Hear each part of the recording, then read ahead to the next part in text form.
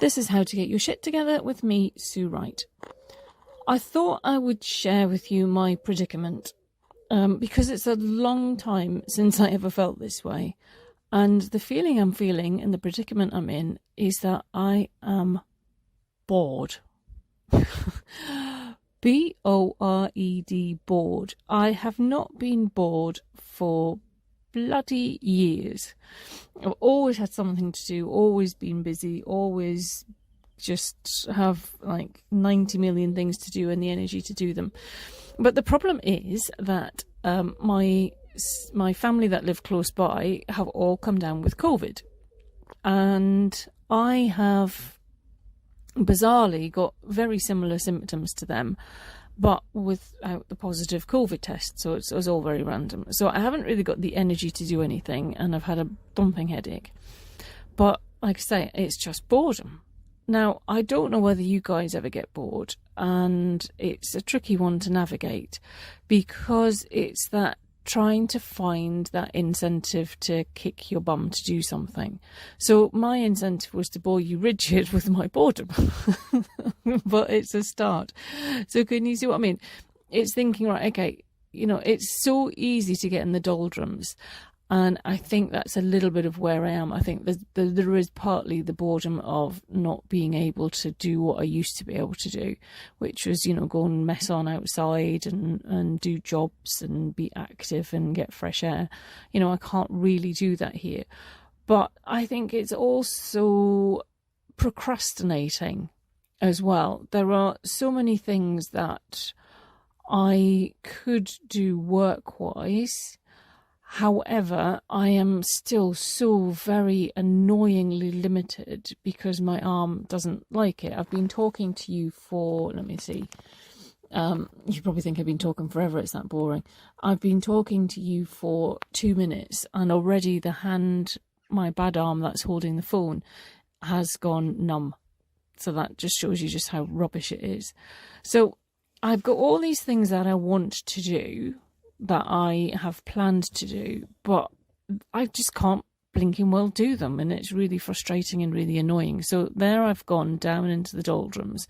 So what I need to do is I need to figure out just one thing to do to start to move forward. And that's the same for you guys, is if you feel down in the dumps, fed up, bored, really just can't shake yourself, then find one small thing that you can do. So for me, the one small thing that I can do is to, like I say, bore you rigid with this podcast.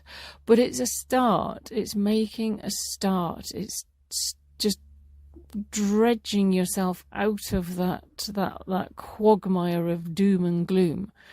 Just do one small thing, and then when you've done that one small thing, find another small thing to do, and then another small thing to do. Even if you don't really want to do it, just find something. Just find that kind of that safety net that you can just grab onto and start to extricate yourself from the mire and move forwards.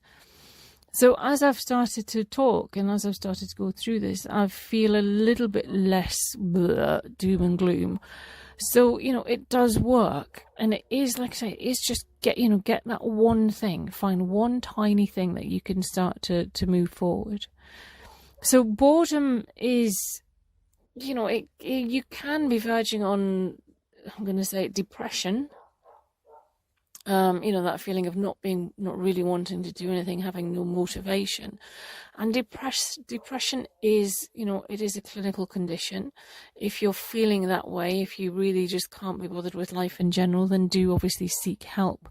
However, I work with clients who have anxiety and depression. And again, the key thing for them is do one thing. Find one thing that you can do. And it's incredibly hard, but for that situation, it is actually very motivating that you've actually managed to do something. And then not leave the next thing too long. Anything that you can do, even if it's get a bit of paper out and scribble a plan of things to do, go through a plan of action. So it is tricky when you've got limitations, physical limitations, which I have. And when you have been very busy, it's very, very difficult to not sulk and sit in a pity me and poor me and, oh, life's very unfair. Life is unfair, but, what are you, go back to your gratitude thing. What are you grateful for? What do you want? What's your motivation? And even if your motivation is just to feel a little bit happier, then that's enough. It is enough. You don't have to have grand ideas.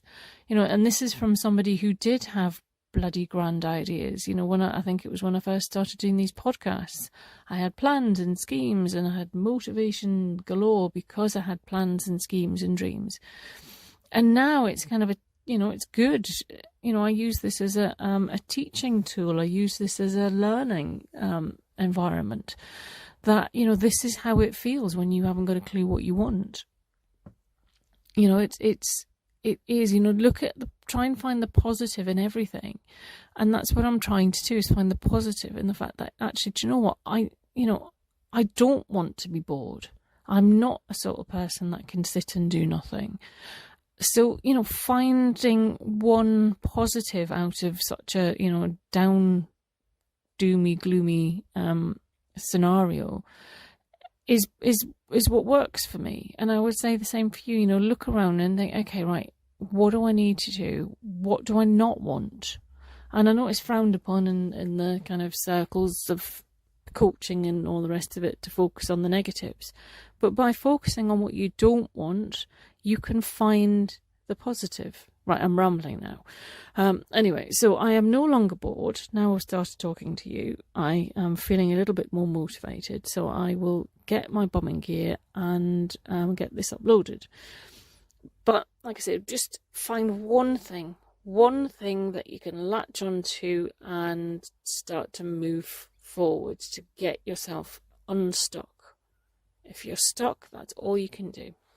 All right, guys, I promise to be a bit more chipper next time I talk to you. Bye.